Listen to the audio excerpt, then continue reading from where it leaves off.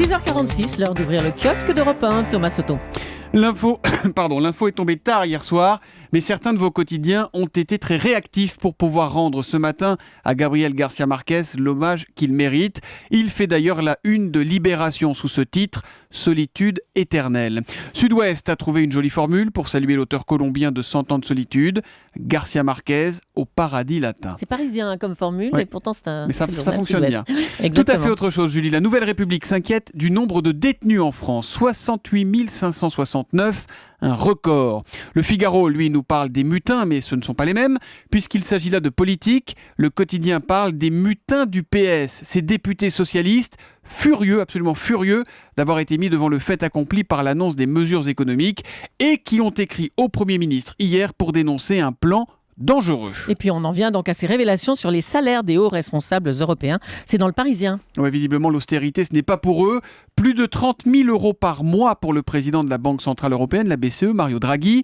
C'est très confortable aussi pour le directeur général de la Commission européenne. Lui gagne plus de 220 000 euros par an. À titre de comparaison, songez qu'un commissaire européen est 30% mieux payé que François Hollande, 20% de plus qu'Angela Merkel. À 2 mois des européennes et au lendemain de l'annonce du gel de la rémunération des fonctionnaires en France jusqu'en 2017, voilà qui risque de relancer la polémique sur le dysfonctionnement des institutions européennes, écrit Le Parisien. Julie, je vous passe la une de 20 minutes, tas de beaux œufs, oui. illustrés par un très appétissant œuf au chocolat. Voilà. En revanche, sur le site internet de ce même 20 minutes, on trouve une histoire qui l'est beaucoup moins appétissante. Ah oui, c'est l'histoire de ce jeune qui s'est amusé à uriner dans un réservoir d'eau potable. C'est malin. Exactement. Alors une blague de potage qui coûte cher. Ça s'est passé à Portland aux États-Unis et du coup la ville a décidé de tirer la chasse, comme l'écrit le quotidien. Autrement dit, de jeter 100 millions de litres d'eau. 100 millions. Ouais, c'est l'équivalent de 50 piscines olympiques. Une décision qui fait polémique, d'autant que les tests effectués sur le bassin n'ont révélé aucune pollution.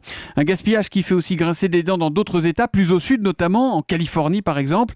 La Californie qui connaît une des pires sécheresses depuis plusieurs décennies. Ainsi, ce lecteur du Los Angeles Times s'étrangle. Vous êtes sérieux au service de l'eau de Portland ? Vous êtes obligé de balancer 100 millions de litres d'eau parce qu'un type a pissé l'équivalent d'un verre ou deux. Comble de l'absurde, Julie. Les autorités de Portland reconnaissent que des cadavres d'animaux ont déjà été retrouvés dans ce réservoir sans que l'eau soit jetée. Europe 1, 6h49. À la une des régions, votre rendez-vous quotidien avec une actualité régionale et avec Émilie Bonneau. Émilie, dans Vaucluse matin, des parents en colère qui ne peuvent plus accompagner leurs enfants jusqu'à la maternelle.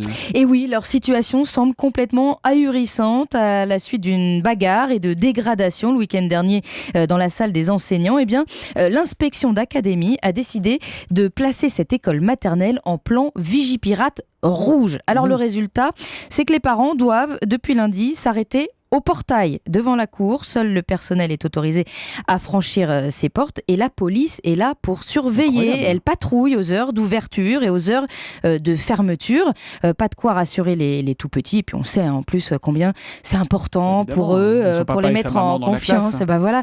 Donc il y a même une maman qui dit se sentir prise en otage à cause de 2 idiots. Elle ne peut même plus parler aux maîtresses et juge cette mesure complètement disproportionnée. Alors à l'inspection d'académie, on reconnaît une décision exceptionnelle mais nécessaire pour ramener le calme dans cette école. Il n'est pas précisé dans Vaucluse matin qui sont les 2 adultes qui se sont battus. Une réunion en tout cas est prévue prochainement entre les parents et les instituteurs. Et la conclusion, c'est que les vacances qui arrivent ce soir tombent à pic. Oui, ça va calmer tout le monde et c'est à dire donc dans Vaucluse matin. Merci beaucoup Émilie Bonneau.